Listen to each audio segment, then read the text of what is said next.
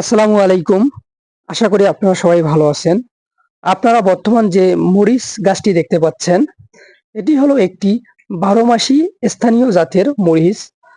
স্থানীয় ভাষায় একে আকাশী মরিচ বলে থাকে। যদি মরিচ গাছটিতে আপনারা লক্ষ্য করেন, তাহলে দেখতে পাবেন প্রচুর পরিমাণ মরিচ ধরে আছে এবং মরিচের যে কালারটা খুবই আকর্ষণীয়, সহজেই চোখে পড়ার মতো। এই মরিচ এর একটা বিশেষ বৈশিষ্ট্য হলো এটি সারা বছর হয়ে থাকে এবং মরিচে প্রচুর পরিমাণ ঝাল রয়েছে। তরকারিতে ৪ থেকে ৫ টি দিলেই যথেষ্ট।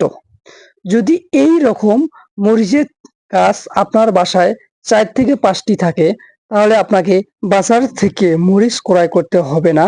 তাই আসুন আমরা আমাদের বাড়িতে যে পরিত্যক্ত জায়গাটুকু আছে, সেখানে আমরা এই মরিচের চারা রোপণ করি